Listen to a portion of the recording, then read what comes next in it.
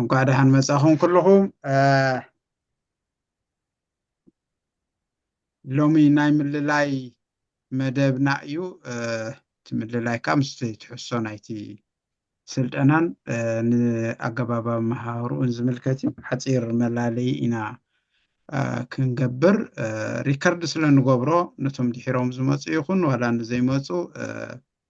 ንዕኡ ነቲ ቪድዮ ፕሌይ ክንገብረሎም ንኽእል ኢና ስለዚ ስራደቕ ተፀቢና ስለ ዘለና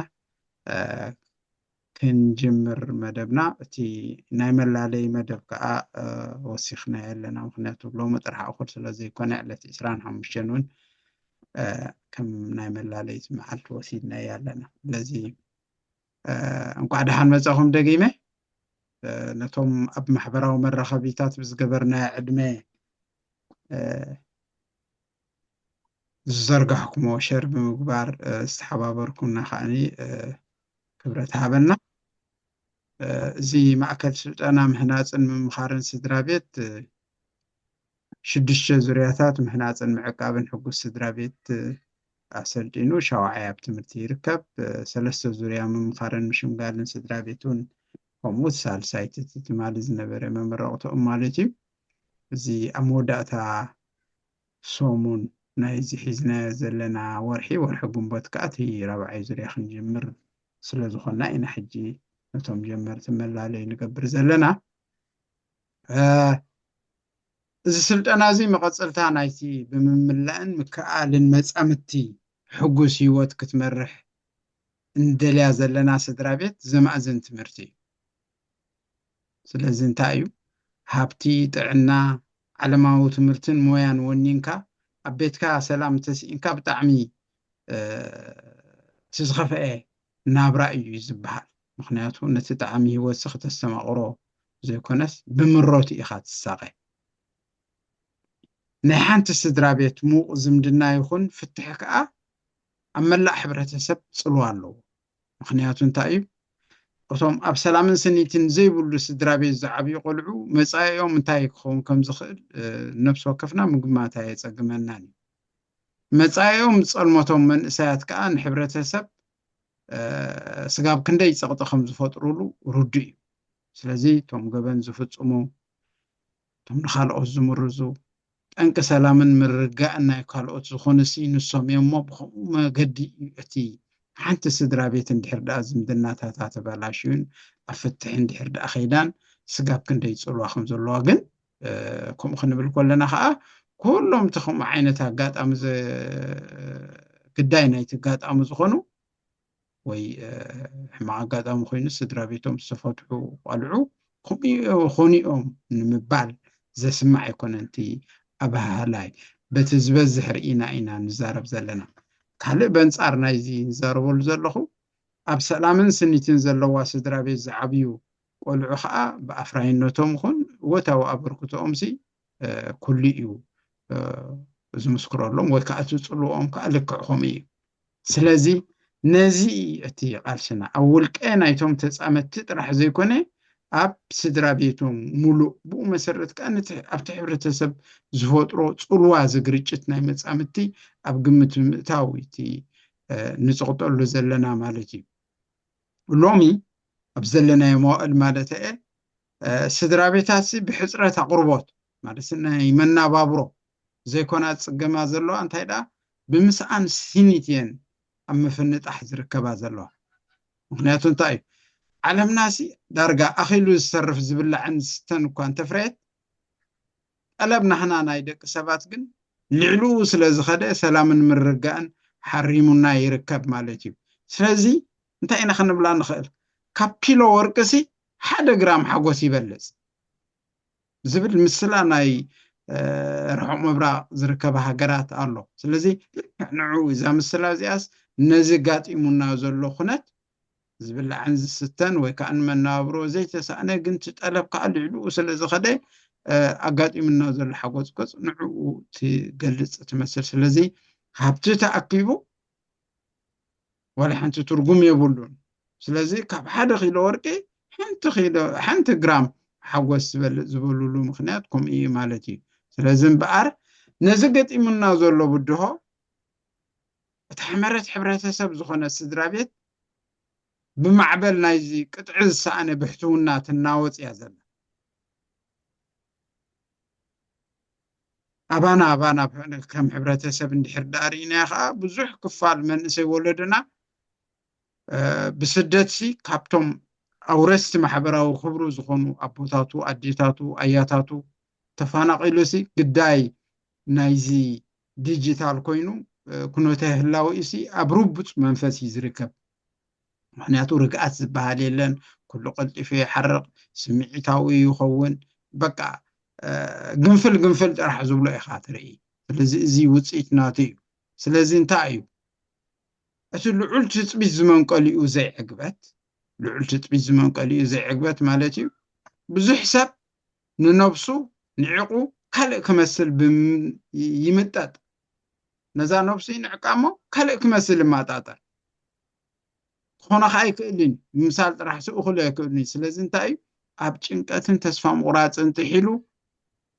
يقلو لي إيزالو إزي مقلو لاوزي خاء مزاي سقاب زلمتو إيو زقوب روزالو سلازي مفتحي نايزي انتاي حجي موياويانا مخرتن شمقلتن سدرابيت مسلطان أقداس النوتوس قوليحو يرأيك كم أسلو زخونة إن حجي نزمة دبهات زي بعقمنا نسرعو زلنا مالتي زي هومير استبح لي عين صور قريخا وقت أمايسي انت أيزبل أبرؤسو قدعات مسبوز حوسي ولا عشاء إزم محارب نحرد أبرؤسها وقدعات بزي حكاس ولا عشاء خونسي يمهار إزبل زلو زي أبشا زي كلمة ردتو كريستوس زنبري قد أمايزي كم أخبر كلس انت أيزبل زلو بقى أتي قدعات سي أبانا بزي بقى قدايو خويناين قداين دحرد أخوينا خاء فتينا خيفتنا كن محرسي نقددينا سلازي ورحنا سلازي لبمنا سلازي يكونس أرأسنا سلازي هرمنا إنا نابزي تمرتزي نمت زلنا ويكا كلها ولا نمهرسي تبدقي بزعبا من إسي بزعبا مفتح بزعبا مقتتال بزعبا مقريش أو نزارب زلنا سي انتهي سلازي خلنا إنا بقى بسو قدعات جزاء رأسنا سلازي بزحنا إنا نخبلي لك هل زي تايو مخرن عركنسي بنفس خايز جمال جزاء رأسو زمالخي نسمعيتاتو السقاطات أروغانيو ناي جزاء رأسو تصوركو إلو ناي كالوت سكم كقالل زخل كم خقبرك آيس قموني مالتي سلازم بقار من مخرن مش مقالن سدرابيه إنا نبلا زلنا تا سدرابيت تبل نخلو تستقللت غيرنا نوسدا زلنا قل بفلا يابتي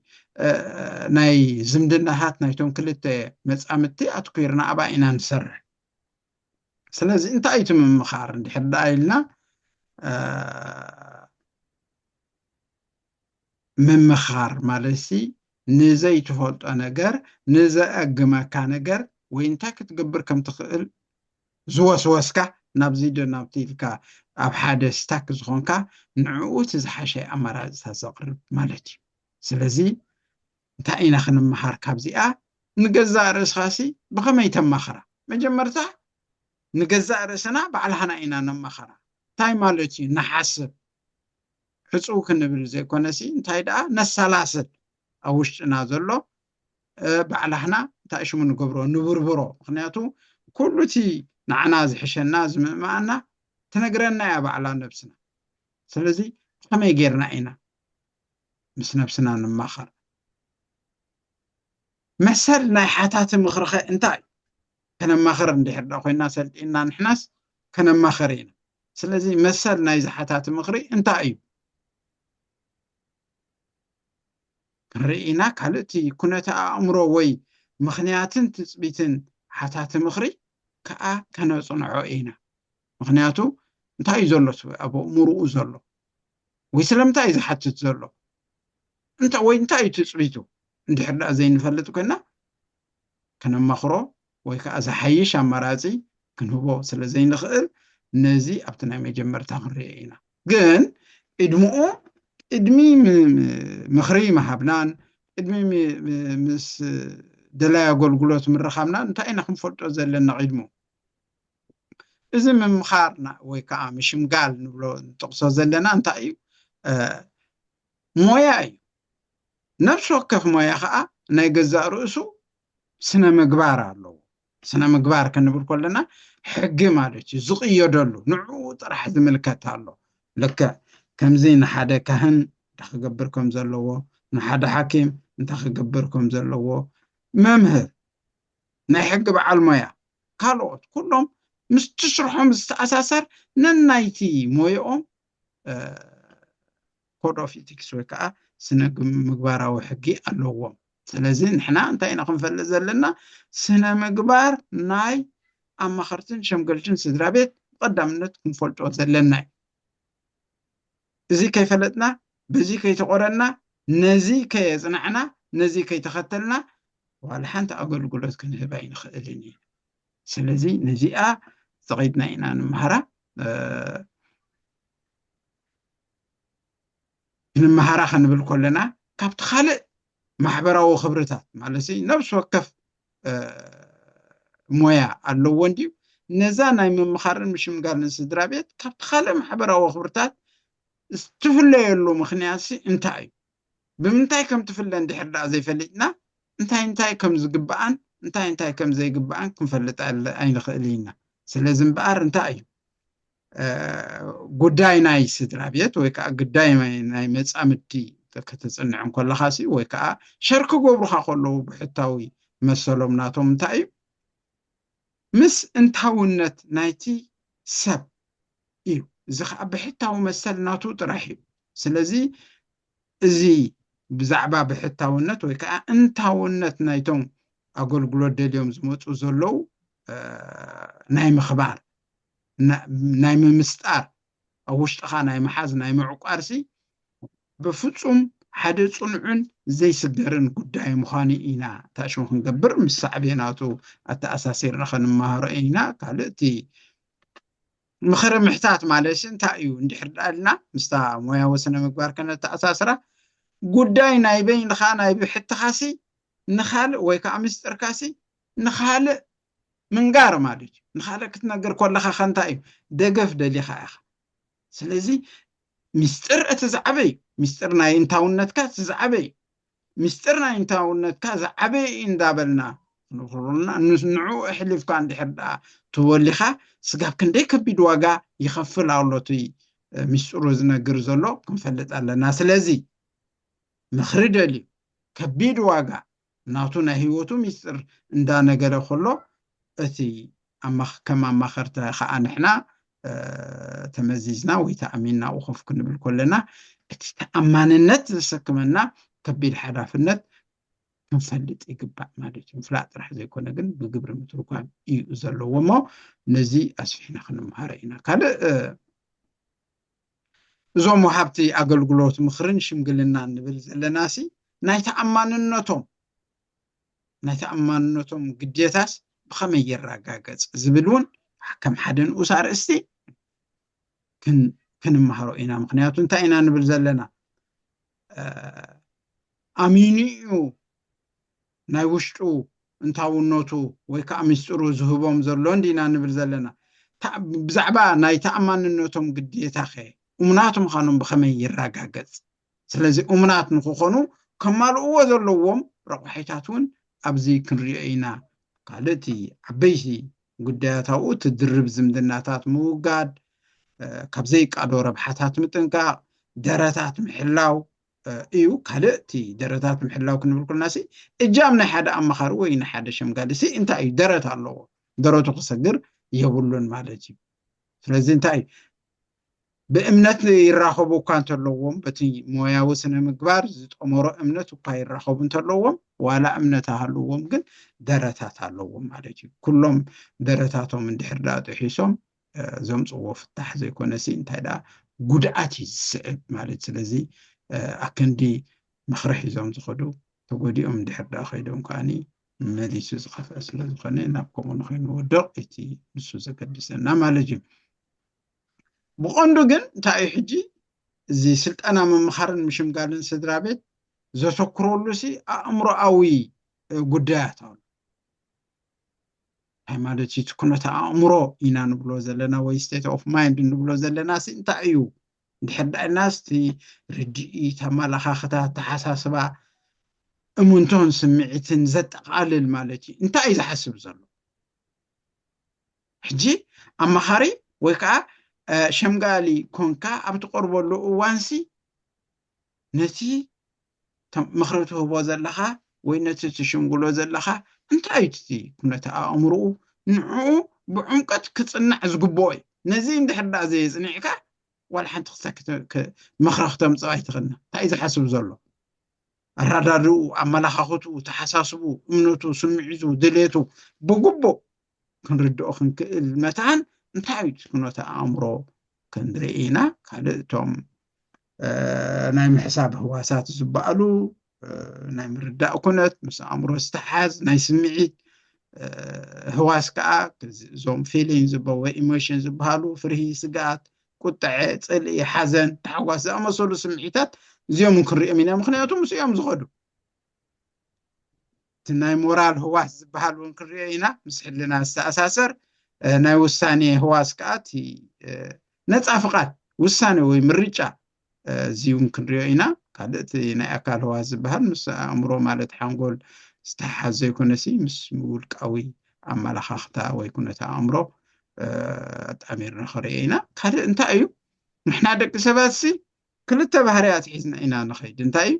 ዝጠምረና ኣሎ ዝፈላለየና ኣሎ እንታይ እዩ ዝጠምረና እንታይ እዩ ኸቲ ዝፈላለየና ኣብቲ ኩነታ ኣእምሮ ናይ ሰብ ዘሎ ክንሪኦም ኢና እቶም ዝፈላለዩና እቶም ዓበይቲ ምጥርጣርን ሓደ እንታይ ተጠራጣራይ ምዃንሲ ዝጎዳእካን ዝጠቕመካን ኩነት ኣሎ ንዑ ክንሪኦ ኢና ካልእ ንምጥርጣር እነከላኸለሉ መንገዲ እውን ክንሪኦ ኢና ካልእ እቲ ሓሶት ዝበሃል እውን ሓደ ዓቢ ኣርእስቲ እንድዩ ግን እቲ ሓሶት ኣሉታዊ ዝኾነሉ ኣወንታዊ ዝኾነሉ ስለምንታይ ኩሉ ሓሶታት ሲ ነናቱ ምክንያትን መበገስታትን ኣለዎ ስለዚ እዚ ሓሶት ዝጅመረሉ ግዜን ምትሕልላኹን ክንሪኦ ኢና ብሕጊ ዝሕትትን ዘይሕትትን ኣደናገርቲ ሓሶታት ዝበሃሉ ክንሪኦም ኢና እቶም ከነማዛዝኖም ኢና እውን ገለ ሓቅነት ዝጎደሎ ናብ ሓቅነት ዝቐረበ ኣጠራጣሪ ዘየድፍር ምግናን ክእመን ኮነ ክሓድ ዘፀግም ዘይእመን ሓቂ እዚኦም ዝበሃሉ ብዕቱብነት ክንሰርሓሎም ኢና ምክንያቱ እዚ ሓሶት ዝበሃል ማእሲ ሓሳይ ዝኸውን እንታይ እዩ ዕላምኡ ስለምንታይ እዮም ከሰባት ዝሕሱ እቲ ምግናን ወይ ከዓ ንእሽቶ ሓሶት ዘለዎ እቲ ዝበዝሐ ሓቂ ከመይ እዩ እቲ ንጣር እንታሽሙ ሲ ስጋብ ክንደይ ንጣር ጉጉየ ሓበሬታ እንድሕር ዳልዩስ ነቲ ገዚፍ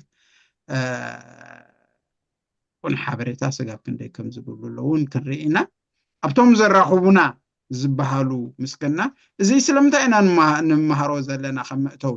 ነቲ ኩነታ ኣእምሮ ናይቲ ሰብ ከይፈለጥና ንሕና ከነማኽር ይኹን ክንታሽሙ ሓገዝ ክንህብ ስለ ዘይንኽእል እዩ እቶም ዘራኽቡና ዝበሃሉ ከዓ ሓቂ ማለት እንታይ እዩ ብሰለስተ መንገድታት ክንሪኦ ኢና ንሓቂ ብህዋሳት ዝረአ ዝድህሰት ዝሰማቐር ዝስማዕ ዝሽተት ብስነ ፍልጠት ዝረጋገፅ ማለት ላቦራቶሪ ገለ ንበሎ ዋላ ካልእ ብእምነት መለኮታዊ ነገር ብዘይ ምሕታት ከም ርግፀኛ ተወዞ ዘየጠራጥር ማለት እዩ ንዕሪኦ ኢና እዚ ምትእምማን ዝበሃል ከዓ እቲ መሰረታዊ ነገር እዩ ምክንያቱ ኣብ መንጎ ወሃብ ኣገልግሎት ኣመኻርን ሸምጋልንን ደላይ ኣገልግሎት ደላይቲ ምኽርን ደላይቲ ዕርቅን ዝበሃሉ ኣብኦም እቲ ምትእምማንሲ ከመይ ጌርካ ፍጣር እዚኦም ክልቲኦም ነንሓድሓዶም እንድሕር ዳ ዘይተኣማሚኖም ክሰርሑ ኣይክእሉን እዮም ስለዚ እምነት ትራስ እየ ዝብል ዘለኹ ፌዝ ኣይኮንኩን ዝብል ዘለኹ መለኮት ኣይኮንኩን ዝብል ዘለኹ ነዚኦም ብኣርባዕተ መንገዲ ክንሪኦም ኢና ኣርባዕቲኦም ተኣሳሲሮም እዮም ዝኸዱ ንዝኾነ ዘይምእማን ዋላ እሙን ይኹንሲ كتأمنوا يبلكان زبل متكل نمأمان مخنيات تليخ منالو وزبرق حلو نخلو مأمان تقليل كخالو نزي مأمان مخنيات كي ترى خن أمني زلنا زبلالو سلزي زيوم كن فتو قومينا مخنياتو 4 يوم بحنساب يوم زخل ببينهم كوينهم يوم زسمعنا أبحد وان كن 4 يوم نتقبروين 4 يوم نتقبروين أنا أمنت بحصير ندحر داخلنا زي سبعين سبيتن كخونو كمارعاون كله وسي تأمامينهم يوم زمارعاو ندحر تأمامينهم زمارعاو خوينهم دا انتاي زفرار مالو وين تاي زمححلالو وم كأخن بلينا سلازي تأمامن يوم زمححلو زلو إلا ممكن حاجة نقلينا سلازي انتاي سلمتاي أمينو وي أميناتو زأمن مخنيات سلازي رخبات أيتألمنن يسلاز بلت وأيتألمنن يا سلاز بلت مخمن تخوينهم دا خمي جيرومنا أخدو سلازي كل النزي سلستي أنا 4 أنت أساسيرنا نزخدالو مخنيات بزرزر زي إنكن رأينا تي أجدها سنوتو نايتي ما نزبهال أسفينا خريئينا كالة تي أقولقلوت مخري سدرابي زبهال توم مسرت هوان متكلات ناي حدا وهبا أقولقلوت مخري كريئينا أمامو من يوم كتوم أقولقلوت مخري زداليو انتاي كمال ألوم يوم زموزو السخن تي بعلميا تي أما خارينا ندقصو زلنا ويكاتي مسلطاني انتاي خمال أوزلو وممكن رئينا قدام تختلنا يتي مسرحنا من مخارون كريئينا كمن الناس كامل للاي جمير كازلو نخلو قدام تختلت بروسيجر ناي حدا أما خاري بزرزر كريئينا كالتي مرداء زبحال مغنياتو زي مرداء زبحال كم أمر أب حد نايتوم وهابتي أقولقلوت مخري جمير كان نسوم كردو ناي مخال نايتسب دليتن نايتسب أبهالان نعو خردو ومخالو من نسوم كردو بزعبا مخالن زي سفح زبلائيو مخنياتو زي مرداء زبل قليل مسل ويكا مرداء إلنا نتقصو من الزراب قليلنا طرح كن ويمسمع طرح كن ردو كن ترجمه نخلينا جن كينوزا خدن كينوزا عمقانيو ما نزيون كرينا أب مسرحنا من حد حنا بقالاتن بأكلاوي مجلساتن سلزخنة أكلاو من قصصنا لا لازانا نايدمسنا مبرخن متحتن راح يكون نتقوم لهم قالات كأ وحوسات تنقفت زيكونو كان رئينا حدا مياوي أمخاري وكأشم قال زبال كتقوم لهم زقبو قالاتن كردو زلوون بحفش أخر رئينا جن أبتم وحسنت وحسات قالات سيف ووردس زبالو أبو مسقيدنا خرينا موداتا خمي غيرنا نخلو سونة تذهبنا يوم خري سريح دي أي سرحان كمي غيرنا فولو أب نقبرو بحساب زودا أيكونن مخنياتو مكتتالي دليو أب حدا معلتي أب حدا مشد نخريبكا وديكا تاشمو تخدو قدا يكونن كتوزن عزق بقى كان قرات لقن كان بهرنا حبرة سبنا كلنا حجس لستمحرنا زي كونسي بستفال علي مقد حقنن حينتون كفالا لخير اندا مخري اندا دلنا اندا تمخرنا اندا مخرناني نابز زلنا درجة بس حنا مو إذا خنقبر كلنا أب حدا معك تقول دالنا إنان دلاي مخري أب حدا معتي كل النجار نقرأ أما خير كاز عقب توس دلقن سب سلزخنا فنزلنا كنكيلها لنا نسمع إذا تخن ردا نتدخلات نفتش سلزلنا مسرح ما نزل مسرح زيكا كندي سيشن يزو 4 ديو 3 ديو 3 ديو نزي كم يجرك أخذ كل صون نفس وكف ركب زيو كرينا ريفيو مالتي زي مخلص قال نبتخل أي مدرخ حليفنا تأتي شمقلنا شمقلنا خلنا بالكلنا بزحنا قراتي زخون قد كم أتوس أنت كتقصد لي فتحسي والقاو حلنا زي كنا انتاي دا 7 ونت زبل ما تكلم انتاي مالتي زي ناي نفس وقف حلنو ناي نفس وقف ويتي تبوغسو ويكاتي درخيتو قدملاسي كفالالي خدين دي جن 7 ونت مسانا زفطر ስለዚህ ፍትሒ ሰብኣውነት እዩ ነብሲ ወከፍና ንደልያ ኢና ንሕና ንዓና ንደልያ እንድሕር ዳ ኮይና ንኻልኦት ዘይንደልየ ከምቲ ንዓና ተድልየና ንኻልኦት ከም ዝድልይዎ ከዓ ክንፈልጥ ኣለና እሞ እዚኣ እታ መሰረት ናይ ሽምግልና ነዚኣ ከየረጋገፅና ማለት እዚ ቁንዓት ኮይና ክንሽምግል እውን ኣይንኽእልን ኢና ስለዚ እንታይ ኢና ክንርኢ ብዚ እቶም ስነ ምግባራዊ መትከላት ናይ ሽምግልና ክንሪኦም ኢና ምናልባሽ ትማሊ ኣብቲ መመረቕታ ነይርኩም ድሕር ዳ ኮንኩም ብዝተፈላለዩ ኩርንዓት ንወቕዓ ነርና ኩላና ኣነ ይዛረባ እዚ ኣብ እዋን ምስክርነት ትህረም ኣብ እዋን ኣልወከልቲ ናይ ተምሃሮ ትህረም ብዝተፈላለየ መንገዲ ስለዚ እንታይ ነዘን መትከላት እዚአን ከይፈለጥና ተንከስ ክንብል ስለዘይንኽእል ዓሚቑና ኢና ኣብዚ ንምሃር ማለት እዩ ካልእ ንሕና ብሓፈሻ ከም ልምዲ ሽምግልና ክንብል ከለና ምዕራቕ ሽማግለታት ዓረቕቲ ሽምግልና ከዓ መስርሕ ዕርቂ ኢና ንብል ግን ፍልልይ ኣለዎ ውሽጢ ሸምገልቲ እንታይ እዮም ገላገልቲ እንታይ እዮም መንጎኛታት ከ እንታይ እዮም ክሪኦ ኢና ኣብዚ እዚኦም ኣብ ዝተፈላለየ መድረኽ እዮም ዝኾኑ ምክንያቱ እዚ ክትሽምግል ክትገላግል ወይ ከዓ መንጎኛ ኮንካ ክትውስን እንድሕር ዳ ኮንካ መድረኻት ኣሉ ኣብ ዘይበሰለ መድረኽ ክትገብሮ ትኽእል ነገር የለን ነዚ እውን ክንሪኦ ኢና ብዓብዩ ግን ዕላማታት ናይ ሽምግልና ይኹን ወይ ረብሓታቱ ከዓ ክንጠቕሶ ኢና ማለት እዩ ካልእ ከም መዘኻኸሪ ምክንያቱ ንሕና እንታይ ካበይ ከም ዝመፅኻ እንድሕር ዳ ዘይትፈልጥ ኮንካስ ናበይ ከም ትኸይድ ዕላምኻ ወይ ታርጌትካ ብንፁር ክትፈልጦ ኣይትኽእልን ኢኻ መንገድኻ እውን ክስሕት ስለትኽእል እቲ ድሕረ ባይታ ሽምግልና ኣብ ሕብረተሰብና ክንሪኦ ኢና ስለዚ እንታይ እዩ ተኽስራሓሉ ዝፀንሐ ናይ ዕርቂ ተራ ሕጊ እንዳባ እንታይ እዩ ካብኡ ስለ ዝበቆልና መንጎኛታት ወይ ከዓ ሽማግለታት ዝምረፅሉ ኣገባብ ሽምግልና ዝሓቱ እንታይ እዮም ኩሉ እዚ ክንሪኦ ኢና ናይቲ ሕብረተሰብና ካይዳ ካልእ ሽምግልና ንኽካየድ ዘፍቅድ ኩነት እቲ መድረኻት ማለት እዩ ንሪኦ ኢና ኣንተ ትንክፍ ዘበልኩም ሽምግልና ዝካየደሉ መድረኽ ንሽምግልና ዘይበሰለ ጉዳይ ከመይ እዩ ቅድመ ምድላው ንሽምግልና ቅድሚ ምሽምጋልካሲ ሽምግልና ቅድሚ ምጅማርካሲ ቅድመ ምድላው ክትገብሮ ዝግባእካ ክንርኢ ኢና ካልእ ናይ ሽምግልና ርክባት ዝካየደሉ ኣገባብ እውን ክንሪኦ ኢና ብዓብኡ ግን ሽምግልና ርእሱ ዝኸኣለ ምሕደራ ዘድልዮ ጉዳይ ርእሱ ዝኸኣለ ምሕደራ ዘድልዮ ጉዳይ እዩ እንድሕር ዳ ብግቡእ ዘይመሓደር ኮይኑ ግቡእ ሽምግልና ከካይድ ኣይክእልን ልክዕ ከምዛ ነብስኻ ምስ መላኽካ ነብስኻ ምስ ተቆፃፀርካ ካልእ ክትሰርሕ ትኽእል እዚኣ ከዓ እቶም ሽማግለታት ነብሶም መሰማሓደሪኦም ነቲ ገጢምዎም ዘሎ ጉዳይ ወይ ከዓ ነቲ ክፈትሕዎ ተዳልዮም ዘለው እቲ ጉዳይን እቶም ሰባትን ማለት እዩ ሰለስተ ነገር እዩ ዘሎ ነዚ ሰለስተ ኣጣሚሮም ሓቂኖም ዘፅሕይዎ ማለት እዩ ስለዚ ምሕደራ ናይ ሽምግልና ኣባና ኣይስራሐሉን እዩ ኣብ ሕብረተሰብና ኣብዚ ከዓ ብዝኸፍአ መንገዲ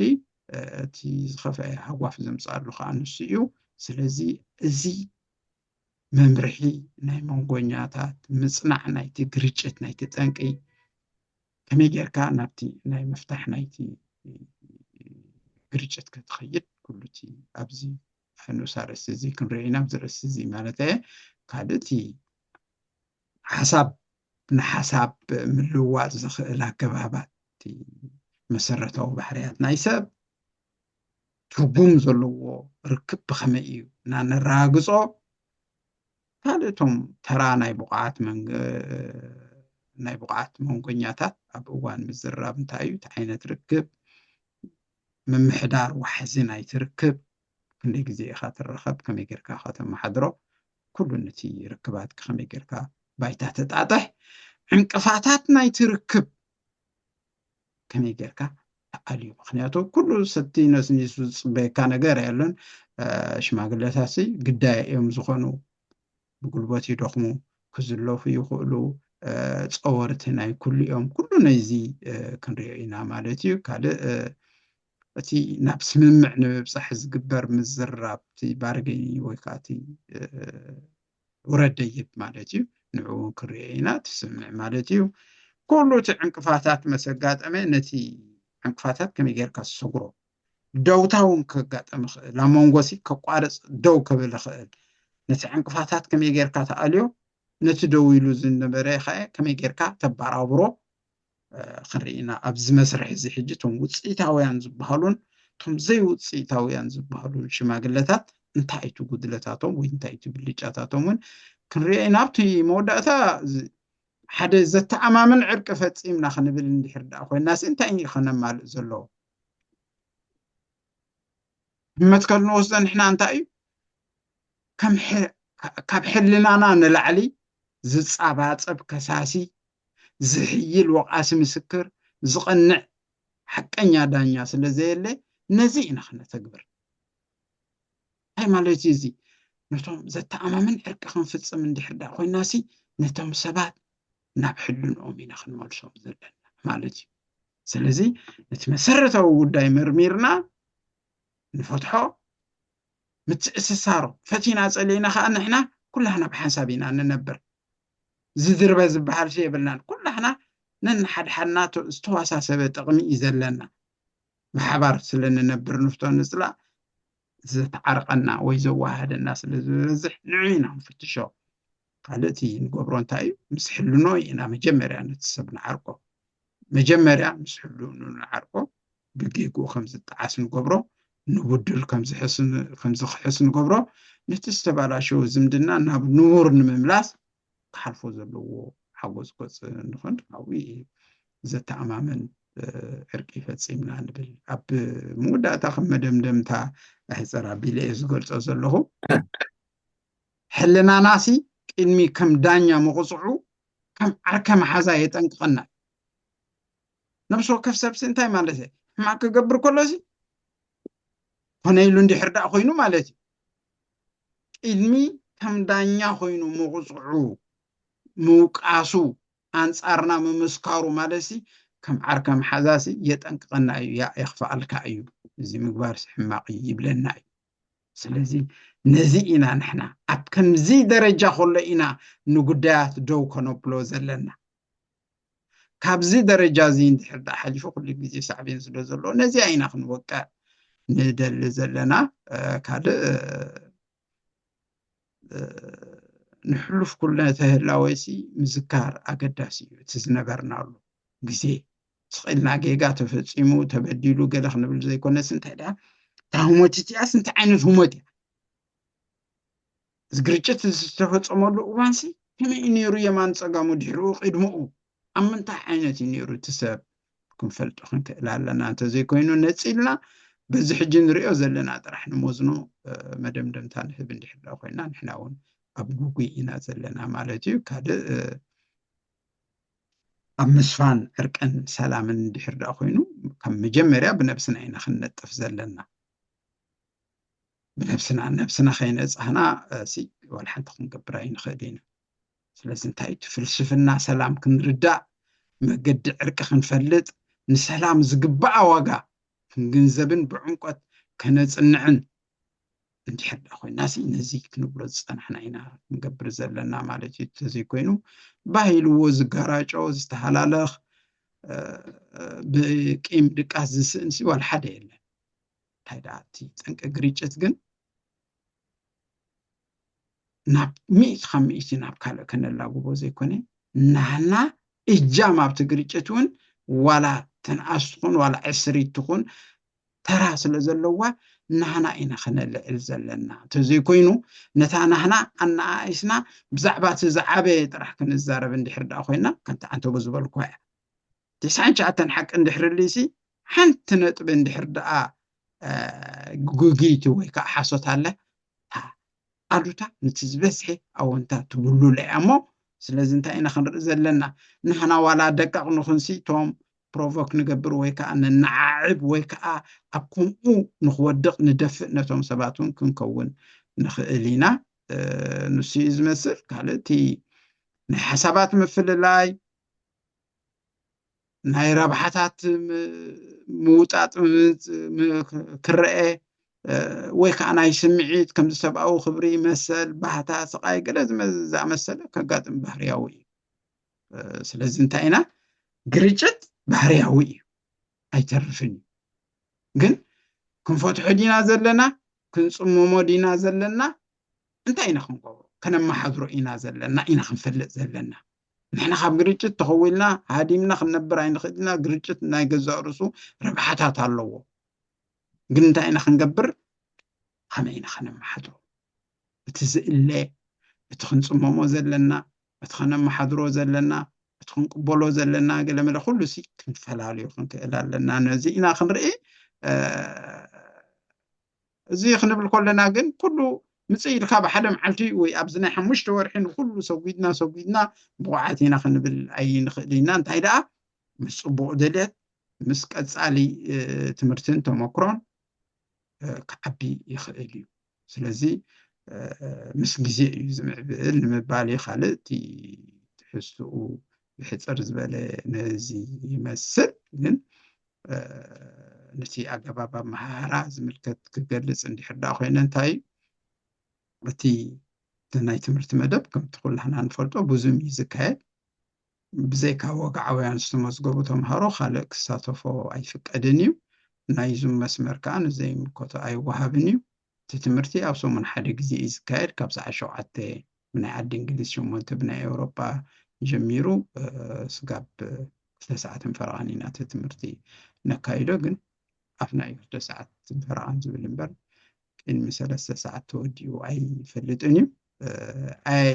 ኣብ ገገዛኻ ኮንካ ትራንኩሊ ስለዝኾነ ከዓ ብዙሕ ሰብ ኣይደክምን እዩ ስለዚ ነዚ ይመስል ናይ ተምሃሮ ጉጅለ ኣብ ቴሌግራም ይፀዓና ማለት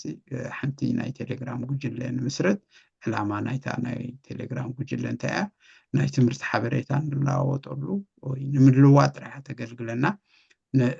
ካብ ነዚ ትምህርቲ እዚ ዝምልከት ወፃኢ ፖለቲካ ሃይማኖት ውልቃዊ ጉዳያት ምፅሓፍ ኣይፍቀድን እዩ ካልእ ሓንቲ ናይ ተምሃሮ ጉጅለ ፌስቡክ ትኽፈት እያ እዚኣ ከዓ መምህር ጥራሕ እዩ ዘመሓድራ ናይ መምህር መግለፂ ትምህርቲ ይቅዳሕ ሪከርድ ይኸውን ኣብታ ናይ ጉጅለ ፌስቡክ ከዓ ይፀዓን ማለት እዩ በበርእስቱን ቁፅርን ተዋሂብዎ ዕለቱ ተዋሂብዎ እቲ ዕላማ እንታይ እዩ ከም ኣጋጣሚ ደንጉዮም ንዝኣተዉ ወይ ፀጊምዎም ንዘብከሩ ወይ ከዓ ክደግምዎ ንዝደልዩ ኣብኡ ኣትዮም ክሰምዕዎ የገልግል ማለት እዩ ካብ መምህር ወፃኢ ከዓ ኣነ ዘመሓድሮ የለኩም ነይረ ዝኾነ ሰብ ሸር ክገብሮ ክቆድሖ ክድምስሶ ኣይክእልን እዩ ብከምኡ ዝተሰርሐ ፕሮግራም ዝኾነ ማለት እዩ ካልእ ንትምህርቲ ዝሕግዝ ኤዲት ዝኾነ ክሊፓት ምስ ርእሱ ዝተኣሳሰሩ እውን ኣለና ኣብ መንጎ ናይ ምምኻርን ምሽምጋልን ሰብ ሞያ ተዓዲሞም መፅኦም ተመክሮኦም የካፍሉ እዮም ኣብ እዋን ትምህርቲ ከከም ኣድላይነቱ ኣብ ጉጅለታት ተመቃቂልና ክትዓት ነካይድ ኢና ነቶም ኣብ ሕብረተሰብና ዘጋጥሙ ፀገማት ዘንፀባርቑ ከዓ ኬስ ስታዲ ብምድላው ልምምድ ናይ ምምኻርን ምሽምጋልን ይካየድ እዩ ትምህርቲ ዝካየደሉ መዓልቲ ሰኒ ምሸት እዩ ካልእ ናይ ትምህርቲ መወከሲ መፅሓፍቲ ኣለዉ ልምማድ ምውጋድ ኣሉታዊ ስምዒትን ኣተሓሳስባን ዝብል ካልእ መኣዲ ዕርቅን ሰላምን ዝብል ኣሎ ናይ መምሃሪ ክፍሊት $200 እዩ ኣብ ዝኾነ እዋን ሰብ ከፍሎ ይኽእል ማለት እዩ ካልእ እዚ ይመስል ክድምድም እንድሕር ዳ ኮይነ ዝተረፈኑ ክህሉ ስለ ዝኽእል ኣሎ ብዚ ዝተማህሩ ማዕረይ ከዓ ነቲ ሞያ ዝፈልጥዎን ዝሕግዝንን ክምልእሉ ይኽእሉ እዮም ካልእ እንታይ ክድምድሞ እንድሕር ኮይነ ሲ ኣቦታትና ክምስሉ ሲ ሰብኣይ ኣብ እርጋኑ ዘረባይ ደጋግም ሰበይቲ ኣብ እርጋና ምስ ቁርቋር ትቁዝም ይብሉ እዚ እንታይ ማለት እዩ ኣብ ዕድመ ከይደፋእና ቀደም ከምዚ ነይሩ ኣቦታትና ኣዴታትና ባህልና ዚባ ኢልና ዘረባ ንደጋግም ነዚ ዘገጢሙና ዘሎ ማለት እየ ቆልዑ ሎሚ መንእሰያት ሎሚ ገለንዲና ንብል ስለዚ ካብ ከምኡ ምባል ብትምህርቲ ገጢምና ብምንቃሕ ንምፍትሑ ናይ ምምሃር ስጉምቲ ክንወስድ ይምረፅ እየ ዝብል ካልእ ዋላ እኳ ሰብሲ ብሰንኪ ሰብ ካብ ሰብኣውነቱ እንተረሓቐ ብሰብ እዩ ሰብ ዝኸውን እሞ እጃምና ናብ ሰብኣውነት ንምምላስ ንኩሉ ማለት እዩ ክንከውን ንሓድሓድና ንምሃር ኢለ ዘረባይ ክዓፁ ኣብዚ ክኸውን እየ ፅኒኢልኩም ስለ ዝሰማዕኩምኒ ይቀኒየለይ ሕቶ እንድሕር ዳልዩ ክምልስ ድልው እየ ተንኪዩ